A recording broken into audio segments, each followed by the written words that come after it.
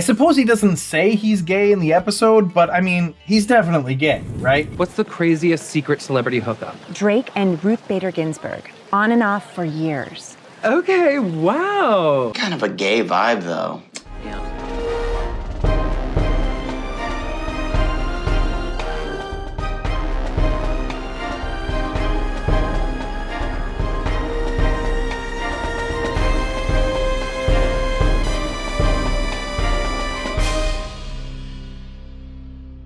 Welcome back to another episode of The Rank. I'm John, and today we're going to be ranking the next episode of The Good Place. Now, for those of you who are new to the show, I'm just going to go over the agenda real quick. I do the Potent Notables, which are some interesting facts or tidbits that I found out about the episode or series. Then I do the episode overview, which is just where I talk about everything that happened in the episode. And then I do the rank, the namesake of the show, where I rank the episode in 5 categories on a scale of 1 to 5, 1 being the worst, 5 being the best. This is all to find out what is the best sitcom of all time. So basically, I take all of the episodes of a series, and then I rank each individual episode. The average of those rankings is the series total. So that's how we figure out what's the best sitcom of all time. And in this case, today, we're going to be ranking the 12th and final episode of the 3rd season of The Good Place, titled Pandemonium, written by Megan Amram and Jen Statsky, and directed by Michael Schur. Now, if you're enjoying these episodes, or if you're just a fan of The Good Place and you enjoy consuming content about it, please consider subscribing and or following, like the episode's comment, or email your questions and suggestions and whatever else to info@therankpodcast.com. Also, if you really like it a lot, you can consider becoming a patron on our Patreon site at patreon.com/therankpodcast. But let's find out how this one's going to end up, starting with the Potent Notables.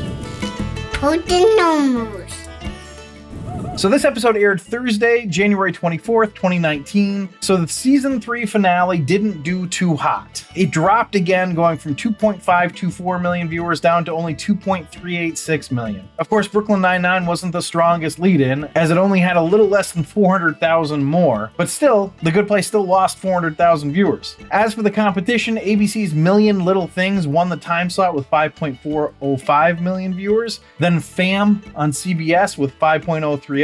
Then The Orville on Fox with 3.176. At least it beat Legends on the CW, which just barely got over 1 million. Dr. Pimple Popper did even better this week, nearly topping 3 million viewers. Dr. fucking Pimple Popper. I don't understand humanity. Really, Dr. Pimple Pop? Okay. So we've come to the end of another season. What I like to do at the end of a season is find out how it did for the Emmys that year. So let's see how it did on Emmy nominations. It got 3 major nominations this season. Josh Siegel and Dylan Morgan got nominated for writing for the Janet's episode and lost to Fleabag's episode 1, written by Phoebe Waller-Bridge. Ted Danson was nominated for lead actor and lost to Bill Hader of Barry. And The Good Place was nominated for best comedy and lost to Fleabag. Sure seems like I should do Fleabag at some point, but also I don't know how The Good Place didn't win. You don't? And maybe I'm biased here. Well, I mean, obviously. You know, I can't imagine another show season being better than any of The Good Places. Oh, I can. I guess that's what we're going to find out, actually, when we watch all this stuff. All right, so those are all the Potent Notables. Let's go to the episode overview. All right, we've got a season finale here, and it's an emotionally charged one. I don't think it would be possible to get through all the episodes up till this one and then have dry eyes at the end of this one. And I am no exception. But that's not how we start. We start, as we often do, right where the previous episode left off, with Michael having a panic attack and Eleanor trying to boost him up to be the architect that he is. As the audience, we're being led to think that Michael will snap out of it, that Eleanor will have helped him, but of course, Eleanor ends up playing Michael's role. So Eleanor becomes the architect, which will lead to some problems down the line. The one part of this that I really enjoyed was when Eleanor tells Janet that she's the architect, and Janet is like, yes, this is information I definitely knew, which is just fun. But we're going to be meeting the subjects of the experiment here, and the first one is seemingly a catty gay man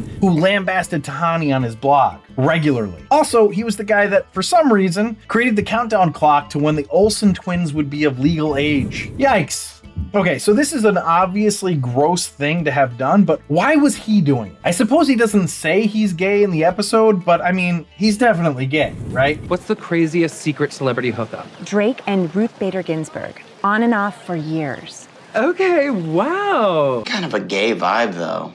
Yeah. I just found it bizarre that a gay man would have a countdown for an underage girl, or girls in this case, to become legal. I don't know. It seems like something they wouldn't be interested in. But anyway, as we learn what kind of scumbag John is, we find out who the next contestant is going to be. And it's Simone. Sean picked people that would give Team Cockroach the most problems, and this was an especially good pick, particularly with Eleanor being the architect now. After a meeting between Sean, Team Cockroach, and the judge, it's decided that Michael will wipe Simone's memory of Chidi, but even though this happens, Chidi knows that he won't be able to handle knowing her, but her not knowing him. This is where we get the fateful decision to wipe Chidi's memory of that time as well. The big problem with this? Wiping the memory of Chidi's time with Simone means that he won't have memories of Eleanor either. So we end up getting a montage of Eleanor and Chidi's various relationships, and it's quite touching and feels insanely unfair that this has to happen to them again. All right, so two things I want to make sure I mention. One, Tahani complaining that John said she didn't go to Diddy's white party when she definitely did, really didn't age well. And number two, Eleanor turns to Janet to help her feel better, and Janet says, if there were an answer I could give you to how the universe works, it wouldn't be special. It would just be machinery fulfilling its cosmic design. It would be just a big dumb food processor. But since nothing seems to make sense, when you find something or someone that does, it's euphoria. In all this randomness, in all this pandemonium, you and Chidi found each other and you had a life together. Isn't that remarkable? I mean, that's really quite beautiful. I really liked the sentiment. Then we end the episode with Eleanor welcoming Chidi to the afterlife in such a bittersweet moment. And I'm looking forward to finding out how they'll find each other in season 4. But let's see how this episode ranked. A rank.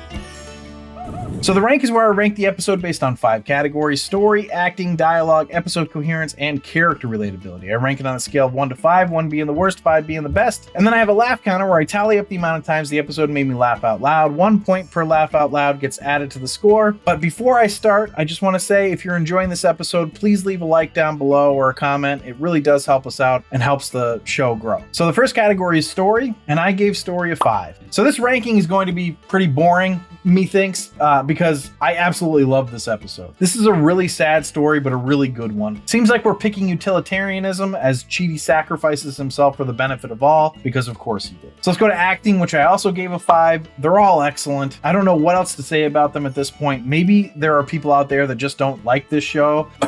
Antonio.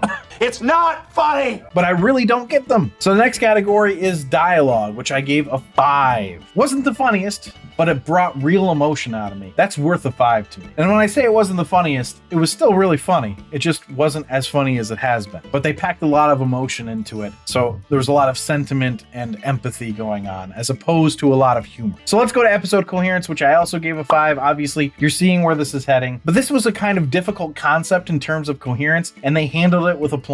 I'd expect nothing less. So let's go to character relatability, the last category, which I also gave a 5. I can relate to crumbling under the pressure like Michael. I can relate to rising to the occasion like Eleanor. Everything they do in this episode is incredibly relatable, which is why the episode and the show work so well. All right, so let's go to the laugh counter. Obviously, it's got top scores and everything, which means at the very least, even if we got no laughs, it would still be mediocre, right? But in this case, it got 14 laughs. So this puts the episode total at a 39, which means it's the holy grail. This really goes to show how important the laugh counter is. And because of this, I now know that a perfect score has to get at least 15 laughs to make the highest tier. And you know, it's fairly obvious. It's all a bunch of 5s, right? I just, it never occurred to me until this episode. Anyway, this puts the series average at a 38.2, which is also the holy grail. So thanks for listening and or watching. If you'd like to see a list of our episode and series rankings, you can do that on our website at therankedpodcast.com. Remember to subscribe, review, and comment. Please consider supporting us on our Patreon site at patreon.com/therankedpodcast. And again, if you liked the episode, please leave a like down below. It really does help us out. But I will leave you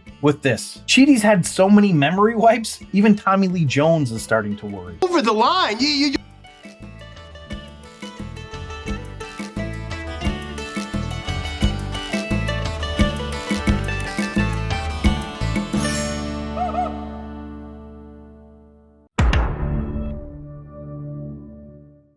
Yes, this is information I definitely knew, which is just fun. Froze up again.